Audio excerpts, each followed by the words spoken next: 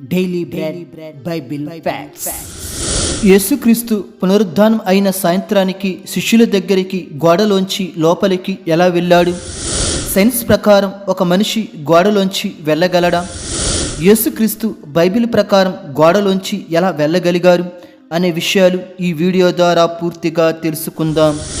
ముందుగా యేసుక్రీస్తు పునరుద్ధానం తరువాత ఇంటి లోపలికి వెళ్ళిన లేఖనాలు పరిశీలిద్దాం. యోహాను సువార్త 20వ అధ్యాయము 19వ వచనం. ఆదివారం సాయంకాలమున శిష్యులు యూదులకు భయపడి తాము కూడి ఉన్న ఇంటి తలుపులు మూసుకొని ఉండగా యేసు వచ్చి మధ్యను నిలిచి మీకు సమాధానము కలుగునుగాక అని వారితో చెప్పెను. ఈ లేఖనం పరిశీలించినట్లయితే యేసుక్రీస్తు పునరుద్ధానం అయిన ఆదివారం సాయంత్రం శిష్యులు ఉండే ఇంటికి వెళ్ళాడు. శిష్యులైతే యోధా పెద్దలకు భయపడి తలుపులు మూసేసుకుని ఇంట్లో ఉన్నారు. అయితే యేసుక్రీస్తు మాత్రం తలుపులు మూసి ఉన్నా గాని లోపలికి ప్రవేశించి శిష్యులతో మాట్లాడాడు. నిజంగా తలుపులు మూసి ఉన్న గదిలోనికి ఒక మనిషి ప్రవేశించడం అసాధ్యం. ఒకవేళ వెళ్ళాలి అంటే తలుపులు తీయాలి, లేదా తలుపులు పగలగొట్టాలి, లేదా గోడలను బద్దలు కొట్టాలి. కానీ ఇవేమి చేయకుండానే యేసుక్రీస్తు లోపలికి ప్రవేశించాడు. ఇది అసలు ఎలా సాధ్యమో వీడియో ముందుకు వెళ్ళే కొలది మీకు వివరిస్తాను. పోనీ ఇలా ఒకసారి మాత్రమే చేయలేదు, మరొకసారి కూడా చేశాడు. యోహాను సువార్త 20వ అధ్యాయము 26వ వచనం. 8 దినములైన తరువాత ఆయన శిష్యులు మరలా లోపల ఉన్నప్పుడు తోమ వారితో కూడా ఉండెను. తలుపులు మూయబడి ఉండగా యేసు వచ్చి మధ్యను నిలిచి మీకు సమాధానము కలుగునుగాక అనెను. ఈ లేఖనం ప్రకారం యేసుక్రీస్తు పునరుద్ధానం అయిన 8 దినాల తరువాత మరలా శిష్యుల వద్దకు వచ్చాడు. అప్పుడు కూడా తలుపులు మూయబడి ఉన్నాయి. అయినా కానీ యేసుక్రీస్తు లోపలికి ప్రవేశించి శిష్యులతో మాట్లాడాడు. ఇప్పుడు ఇది సైన్స్ ప్రకారం సాధ్యమా కాదా అనేది తెలుసుకుందాం. 1. క్వాంటమ్ టన్నెలింగ్ థియరీ ప్రకారం అతి చిన్న సూక్ష్మ కణాలు గోడలు లాంటి సాలిడ్ పదార్థాల గుండా వెళ్ళగలవు అని శాస్త్రజ్ఞులు చెప్తున్నారు. ఎలక్ట్రాన్ లాంటి చిన్న చిన్న పార్టికల్స్ అయితే వేవ్ లాగా గోడను దాటి బయటకు వెళ్ళగలవు. ఉదాహరణకు నీరును గోడ వరకు పంపినప్పుడు ఆ నీరు గోడ అటువైపుకు కొంతవరకు రాగలదు. ఇక్కడ నీటిలో ఉన్న చిన్న చిన్న ఎలక్ట్రాన్ లాంటి పార్టికల్స్ అనగా కణాలు ఒక వేవ్లా గోడకు అటువైపు వెళ్ళగలవు. ఈ విధంగా క్వాంటమ్ టన్నెలింగ్ థియరీ ప్రకారం చిన్న చిన్న సూక్ష్మ కణాలు గోడను దాటి వెళ్ళగలవు. కానీ మనుషుల లాంటి పెద్ద స్థాయిలో ఉన్నవారు గోడను దాటి వెళ్ళడం అసాధ్యం అని చెప్తున్నారు. ఎందుకంటే ఒక మనిషి సుమారుగా 10⁻28 అణువులు కలిగి ఉంటాడు. అంటే 10 ప్రక్కన 28 సున్నాలు లెక్క పెడితే ఆ లెక్క ఎంత వస్తుందో అన్ని అణువులు మనిషి కలిగి ఉంటాడు.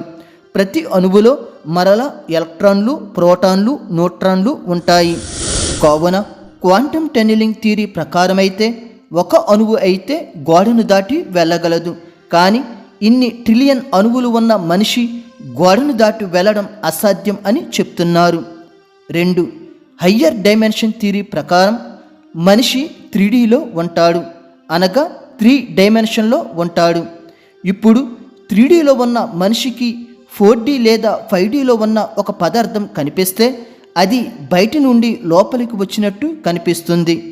ఉదాహరణకు కీటకాలు 2Dలో ఉంటాయి, మనిషి 3Dలో ఉంటాడు. కాబట్టి 2Dలో ఉన్న కీటకం 3Dలో ఉన్న మనిషిని చూడగానే ఆ మనిషి ఆ కీటకానికి అకస్మాత్తుగా కనిపిస్తాడు. కానీ ఆ మనిషి ఎలా వచ్చాడో కీటకానికి తెలియదు. కారణం కీటకం 2Dలో ఉంటుంది, మనిషి 3Dలో ఉంటాడు కాబట్టి. అలాగే యేసుక్రీస్తు కూడా 4Dలో బయట నుండి లోపలికి ప్రవేశించి తిరిగి 3Dలోకి మారి శిష్యులకు కనిపించాడని అంటున్నారు.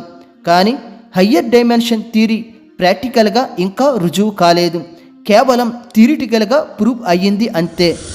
3. ఐన్స్టీన్ కనిపెట్టిన E=mc² సూత్రం ప్రకారం E అంటే ఎనర్జీ అనగా శక్తి, M అంటే మాస్ అనగా పదార్థం, C అంటే సెలరిట్స్ అనగా కాంతి వేగం. ఇప్పుడు వీటిని E=mc² సూత్రంలో ప్రవేశపెడితే శక్తి పదార్థం ఇంటూ కాంతి వేగం దీని ప్రకారం పదార్థం కాంతి వేగంతో ప్రయాణిస్తే శక్తిగా మారుతుంది. ఈ సూత్రం ప్రకారం యేసుక్రీస్తు కాంతి వేగంతో ప్రయాణిస్తే శక్తిగా మారి ఆ శక్తి గోడలోకి ప్రవేశించిన తరువాత తిరిగి పదార్థంలా అనగా మనిషిగా మారవచ్చు అని చెప్తున్నారు. కానీ 1 సెకనుకు కాంతి వేగం 3 లక్షల కిలోమీటర్లు ప్రయాణిస్తుంది. ఇలా ప్రయాణించే పదార్థాన్ని శాస్త్రవేత్తలు ఇప్పటికీ కూడా కనిపెట్టలేదు, అసాధ్యం కూడా. కావున ఇది ప్రాక్టికల్గా నిరూపించబడలేదు. ఎప్పటి వరకు చెప్పిన ఈ 3 సూత్రాలు సాధ్యమైనట్టు అనిపిస్తున్నా కానీ ప్రాక్టికల్గా నిరూపించబడలేదు. కావున ఒక మనిషి ఒక గోడను లేదా ఒక సాలిడ్ పదార్థాన్ని దాటి వెళ్ళడం సైన్స్ ప్రకారం అసాధ్యమనే చెప్పాలి. అయితే సైన్స్కి అంతు చిక్కనది, మానవులకు అసాధ్యమైనది జరిగే దానినే అద్భుతం అని అంటారు. మరియు ప్రకృతి నియమాలకు అతీతంగా జరిగే దానిని కూడా అద్భుతం అని అంటారు. ఆ అద్భుతం యేసుక్రీస్తులో ఉన్నది. అది ఏమిటంటే యేసుక్రీస్తు పునరుద్ధానం అయ్యాక ఆయన మహిమ శరీరం ధరించుకున్నాడు.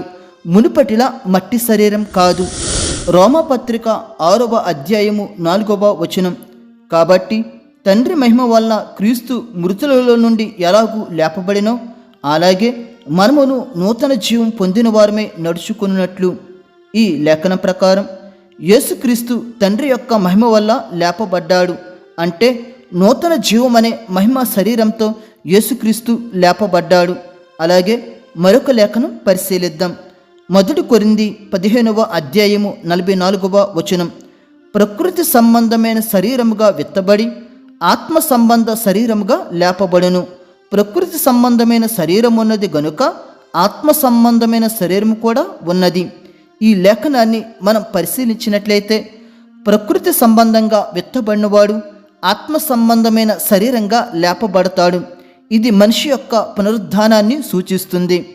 ప్రకృతి సంబంధమైన మనిషి మరణించాక రెండవ రాకడలో ఆత్మ సంబంధమైన శరీరంగా లేపబడి దేవుని దగ్గరకు వెళ్తాడు.